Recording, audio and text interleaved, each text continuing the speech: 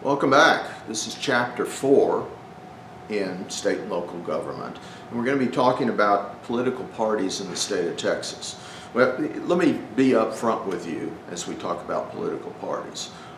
If I do my job correctly, what's going to happen is that if you're a Republican, you're going to think that I hate Republicans and conservatives. If you're a Democrat, you're going to think that I hate Democrats and liberals. Because my job when we talk about political parties, and of course throughout the semester, is to get you to think, to get you to want to explore avenues where you can obtain facts, and I want you to be able to defend your political choices, because if you can defend your political choices, to me that makes it easier for you to focus in on whose side you're on, whose side you want to be on, and how you get your information and how you apply that to your vote. In the United States, we talk about the left and we talk about the right. We do that because people like to hang out with the people that they know and that they like. And so, in most legislative bodies in the world, you have seats. And separating seats are aisles, just like you would see if you go to a movie theater. There are aisles. And so historically what has happened in various assembly halls and chambers in the world is that people who had like minds would sit on one side of the aisle, and other people who were different would sit on the other side of the aisle. And certainly in the United States, as we formed our government under the Constitution of the United States, people sat with friends on different sides of the aisle. And those who sat on the left side of the aisle in the early years of our government were those who were basically Federalists, people who believed in a strong central government. The people who sat on the right side of the aisle were people called anti-federalists.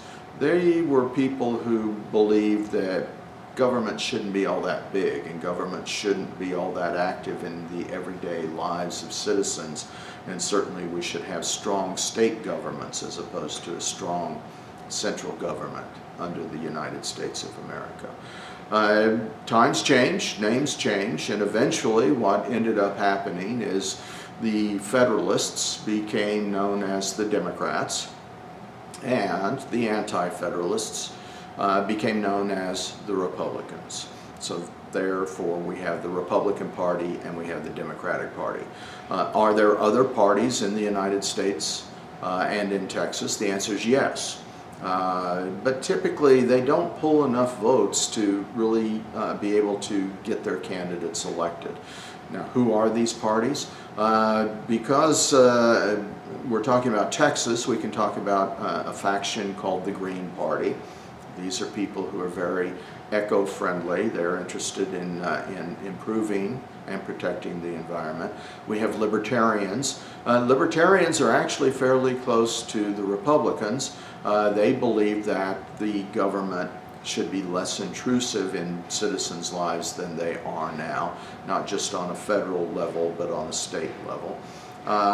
You have socialists, you have communists, and even in the United States, as a result of our freedom of speech, you have the Nazi Party.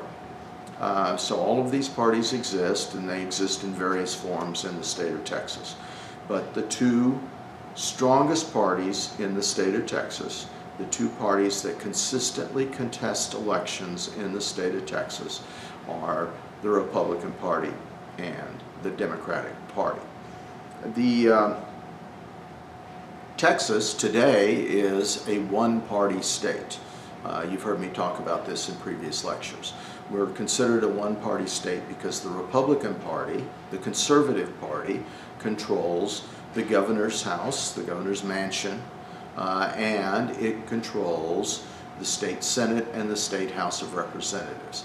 It also, as a result of that, controls the Texas Supreme Court, and it controls most governing bodies, councils, and so forth of the agencies in the state of Texas. It wasn't always that way. There was a period of time, several decades, when the Democrats controlled the state house, and they controlled the governor's position.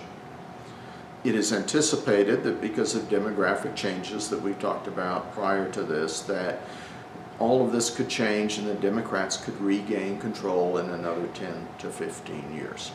What I'd like for you to do, and there's no penalty in any of this, but I would like for you to write 150 words and send it to me through Blackboard course messages on your description of the Republican Party and the Democratic Party.